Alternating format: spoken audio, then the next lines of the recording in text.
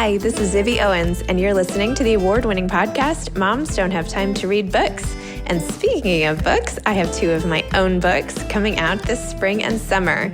Princess Charming is a picture book, which debuts on April 19th, and Bookends, a memoir of love, loss, and literature, comes out on July 1st, and it is truly a labor of love. I hope you'll pre-order, order, and join me on tour as I go across the country. You can find out more at zibbyowens.com or bookendsmemoir.com. And you can follow me on Instagram at zibbyowens because I always post about everything. Enjoy the show. Hannah Lillith Assadi is the author of The Stars Are Not Yet Bells, a novel. She teaches fiction at the Columbia University School of the Arts. Her first novel, Sonora, received the Rosenthal Family Foundation Award in Literature from the American Academy of Arts and Letters and was a finalist for the Penn Robert W. Bingham Prize for Debut Fiction. In 2018, she was named a National Book Foundation 5 Under 35 honoree, which I will now never get. She lives with her family in Brooklyn, New York. Welcome, Hannah. Thanks so much for coming on Moms Don't Have Time to Read Books to discuss The Stars Are Not Yet Bells. Thank you so much for having me. You are a beautiful, lyrical, poetic writer. I really appreciate your writing style and very excited to discuss your book. So thank you. Thank you so much. Can you tell listeners what your book is about? Sure. It's about a woman who has dementia, and as she's succumbing to her illness, she begins to live more and more in her past and beside a lover who has been long dead for many decades, right? So the memory of their relationship sort of resurfaces and reemerges. And simultaneously, she begins to see these sort of strange metaphysical blue lights that occupy the island where she has lived with her husband for many years. So that's, I'm not very good at the elevator pitch, but that's the general summary. You know what? You did wonderfully. I have a passage that I had just even from the beginning. I just want to, why don't I just read the first part, just the first page even, which okay. I have online. But it says, "It is not yet the end. Moss descends from the oaks thick as curtains, veiling the night's secrets from the living. A wild mare and her foal are out to feed before the dawn. Seagulls bark their hunger at the sky. And Lyra, our island, remains above the sea. The ocean has not engulfed all this, even though I have woken from that dream I've had again and again over the decades. In last night's rendering, after the island has burned and sunken into the waters and all the stars had fallen into the Atlantic, I could still swim, and beneath the surface, wandering among the blue constellations like a mermaid, at last I found Gabriel." It was so good. Beautiful. I just love your writing. I bet. Yeah. Okay, take me back and tell me about how you became a writer. Your style, your training, this way of telling this particular story, all of that. Sure. So I think I was always writing just sort of little fictions ever since I was a child. Primarily when I would get into trouble or something, I would write a little story. I think my father used to tell me I did this. But anyways, I wasn't seriously inspired until high school. An English teacher assigned sort of a creative writing response assignment to The Sound and the Fury, where we had to write a chapter from Caddy Thompson's perspective. And that was kind of the first time I ever wrote fiction. I'm sure it was awful, but that was my first piece of fiction. And then, I wrote, but more I would say journal wrote, right? Until I was in college and I studied creative writing as an undergrad in addition to Middle Eastern literature. And when I graduated, I was writing stories and I knew I wanted to be a writer, and I still didn't really know how to formalize that desire yet. And I did my MFA, and that, both. Sometimes it definitely helped me. I think there were some hindrances to it only because of its cost, but it certainly did help kind of formalize my education and also just, push me toward the right people to help me actually become a professional. And yeah, so that was kind of the progression there. And after my MFA, I published my first book, Sonora. And once that was out, I had been working on a few different projects, and none of them, I have this tendency to kind of start something and it'll get to a certain point, and then I realize it's just not moving anymore. And that was happening with a lot of things kind of while I was waiting for my first book to come out. So In the month afterward, my mom and I had gone to visit my great aunt who has since passed. And I had recently seen this picture of my grandmother with this man whom none of us knew who he was, although my great aunt, I think, did know who he was. So it was sort of this interesting mystery that I wanted to write about like the person that who got away, as it were. And also just, I've always been interested in memory and in time and certainly in mortality. I think most writers are interested in the latter. And so I thought Alzheimer's would be such an interesting condition to try to inhabit. So yeah, that was sort of the genesis of this particular book. And then it evolved, in strange ways from there and took on a life of its own. Obviously, my parents were not in the jewel industry and didn't live on a strange island off the coast of Georgia. So that was all its own, how a book takes on its own life. And have you always had, you said most authors are focused on mortality, which I share with you. Mortality. I feel like the movie with Julianne Moore, did you Ask Alice? Is that what it's called? Or Ask Still Alice? Yeah. Still no, Alice? I haven't seen it. Oh my gosh, you have to watch it. I should probably watch it. I avoided things that like felt like they were in similar territory because I was afraid that I would try to emulate too much. But tell me, what were you going to say? Well, no, just, it's also sort of an ode to language, right? It's and the power of our command over language, which is one of the things that Alzheimer's affects, right? It's your ability to even communicate in the same way.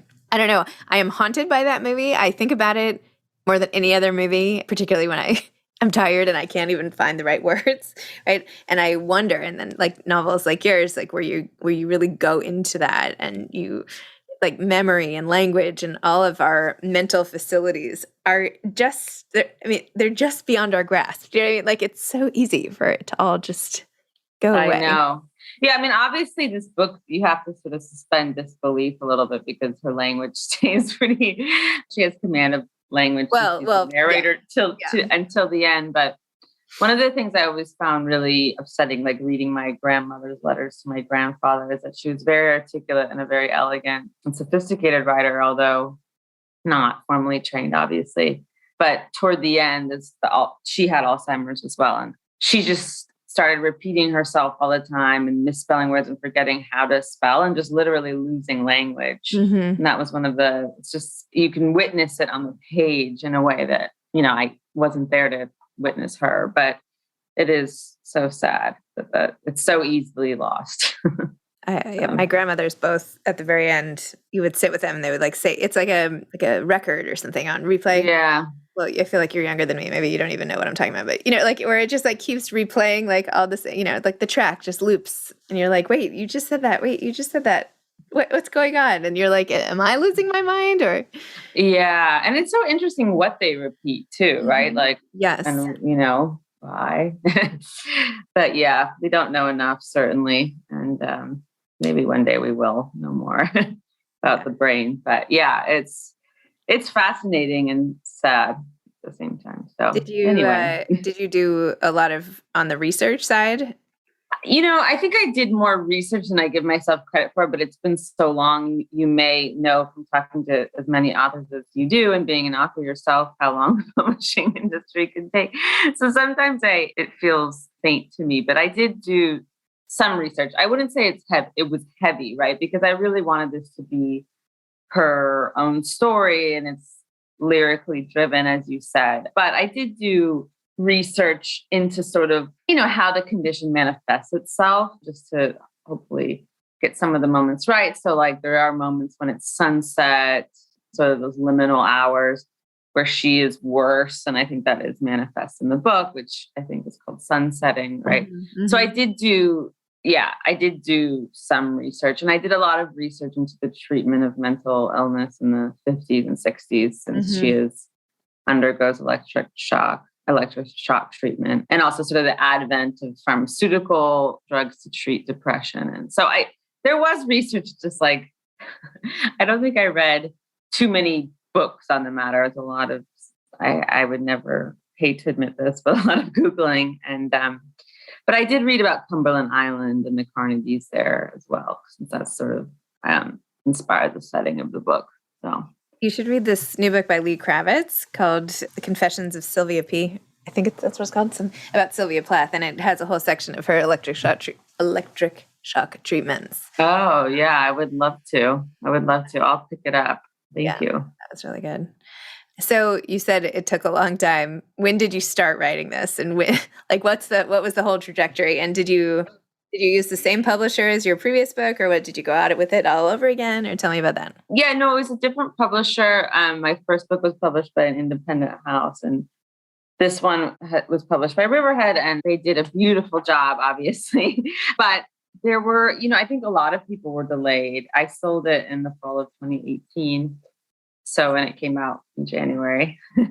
So you can do the math there. It's a few years, but I think just so much was delayed. I think first there was the elections and, before COVID hit, and I think a lot of publishers didn't want to come out in that season because they knew it would be dense with books that were more like politically relevant, which, makes sense. And then COVID delayed so much. And then, it just, once seasons got backed up more and more. So it feels like I've lived with this, for a long time, even though the writing of it has been done also for a while. But there is a way in which it's not, you don't fully release it or relinquish it or something until it's out in the world. Like, I think that's just, it's just the nature of the beast. So it's been an interesting few months to finally, begin the process really of letting it go. Just like, okay, now it has a life of its own. There's something I can do about it. So it's like kids going off to college or something. Sure. Yeah. I only have a toddler, so I'm not, I'm not there yet, but I'm sure that hopefully I'll be somewhat prepared, but probably not. What are you working on? I was going to say, what are you working on now? But then with the toddler, you never know. So are you working on anything now? No, I am. It's funny. 'Cause it's interesting. I was working on something for quite a while I was waiting for this to be published, and similar to my last experience, I've put it aside for the time being. Yeah, I'm not sure if I need some space from it to see if it will begin moving in a way. Like, there's something very, mystical about the experience to me. And I feel like if it's not taking on a life of its own, maybe it doesn't want a life kind of thing. So I started something new that's actually just really material that maybe I haven't been wanting to deal with or ready to deal with for a really long time. And now I feel maybe sort of ready. It's intimately connected with my life here in New York, and which I always feel like is maybe ending, but I'm not sure. So I'm working on that. So that's anyway, I can't talk about it more than that, but it's new for now. And it'll be a third novel. And I'm also doing some research into maybe trying to write a screenplay and doing research on a historical figure that I'm very interested in. So that's something new creatively that I'm always, maybe you can tell I'm a pretty visual writer.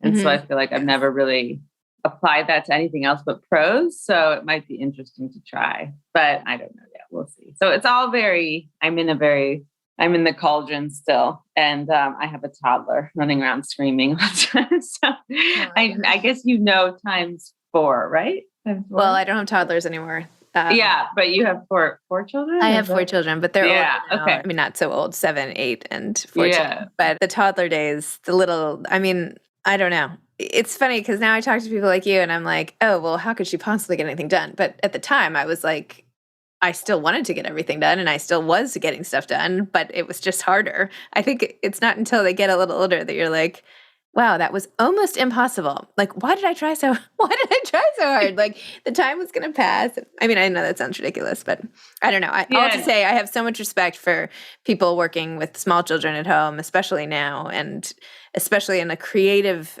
thing where you have to like access this part of your brain to, get into a certain space to write and produce and all of that. And then there's constant distraction. So I don't know. Yeah. And trying to cherish it while at the same time getting things done. I think that's the real psychological or existential part. Like, I know this won't last forever and it's adorable. And also like, who am I? Honestly, modern day life is just not particularly well set up for parenthood. I mean, at all, really. Like, you have to stop everything, and you have to be patient, and you have to allow for tantrums, and you can't be in control of your time, and, and yet everything else is so, iCal blocked off, everything. I don't know. It's like a joke. Kids just make a joke of all the scheduling and, all the other stuff you might be trying to do. So yeah. No, that's a good way of putting it. They make a joke of it. That's for sure. yeah. I like how you put that you're in the cauldron. It's a pretty dark place, but maybe you're making something really delicious in the cauldron, like some great tomato soup or something. Yeah. I think sadly, I think it has to be a little bit dark for me to even do it. So we'll see. Hopefully one day we'll be able to talk about that one. Well, I'm just being a little more forgiving of myself, as you said, right? Because these are the toddler years, and hopefully I'll have more time one day. Do you have a writing partner? Like, do you ever show your work to anybody or read it out loud or? Yeah. At a certain point I show it usually to my mom, and I have a few trusted friends, a few readers who always, or at least in the past 2 books, I've read early drafts of my book, but pretty soon thereafter, if I feel like I've been with it long enough and revised it, I send it to my agent. But there are a few people who are both writers also that I kind of trust with early work. But I don't have a writing group, which may be a good idea to hold me a little more accountable, but I just don't see how I can be accountable to anybody else right now. So, yeah. You have a boss baby at work, so. Yeah, exactly. What advice would you have for aspiring authors? I think the real only thing that I can say, I mean, there's so many paths to publishing, and it really looks different for everybody. I think just like you can't give up, if this is what you want to do, it's not an easy life, and there's so much rejection and so much struggle. And I think that's the only rule, is that you just don't give up on yourself and on your work, and that's it. Okay. The rest of it you'll figure out. Love if it. You want to. Amazing. Well, thank you for this beautiful book and the conversation, and allowing me the opportunity to feel grateful for the memory I still have while I still have it. Good. Holding on to that, trying to shove it in there so it's not where it evaporates. And, we're also lucky for the time we have when we're able to be at our most productive before other forces are at work. So it's a good reminder. And of course, thank you. Power of love. So yeah, there's always that. Thank you so much for having me, and hope to meet you one day in person. You too. Where are you, by the way? Where are you based? I'm in Brooklyn, but okay. It seems to be a debatable. We're not quite sure what's next, but yeah, we're in Brooklyn at the moment. Are you in the city? I'm like, she's either in New York or like Santa Fe, because you have like the archways and I know. I know. It's funny because I am from Arizona, and this apartment that we're actually subletting. We lived here for many years and went to Arizona and came back, and we've sublet this for the semester because I'm teaching at Columbia. It does have a very Southwestern feel, and it's totally random, but it is sort of an interesting reminder of where I come from. So yeah, for sure. Where in Arizona did you grow up? I'm in the Phoenix area. Mm-hmm. So we'll see. We may, it's a very complicated relationship I have, because when I'm out west, I miss it, the city, and when I'm here, I miss it out there. So maybe one day I'll figure out how to have both. But at the moment, certainly this past winter has made me miss Arizona for sure. My mom and stepdad basically retired out there, and so they're outside Scottsdale. Okay. Yeah. They come here for the summers, basically. So that's the ideal life. So I grew up in Scottsdale. And I know. Where are they? They are in a tiny town called Carefree. Oh, yeah. I love Carefree. I love it. Cave Creek and Carefree are just, because they retain that sort of Old West feel, but they still have sort of the nice parts of Scottsdale, Mm-hmm, yeah. Mm-hmm. Yeah, that's nice. Yeah. All right. Well, maybe out there or here. I'll see you one day. Okay, perfect. Okay. Thank you so much. All right. Thanks a lot. Bye-bye. Hi, I'm Zibby Owens, and you're listening to the award-winning podcast, Moms Don't Have Time to Read Books. If you like this podcast, you will love my new anthology called Moms Don't Have Time to Have Kids. Check it out and you'll hear from 49 authors about all sorts of things moms don't have time to do. All the authors have been on this podcast. Also, check out my TikTok @with Zibby and Tracy, my other podcast, Sex Talk with Zibby and Tracy. Check out Moms Don't Have Time to Write on Medium. And of course, my new publishing company called Zibby Books. And now back to our daily author interview site and a quick hello from some of my kids. Hi. Hi. Hello. Enjoy the show.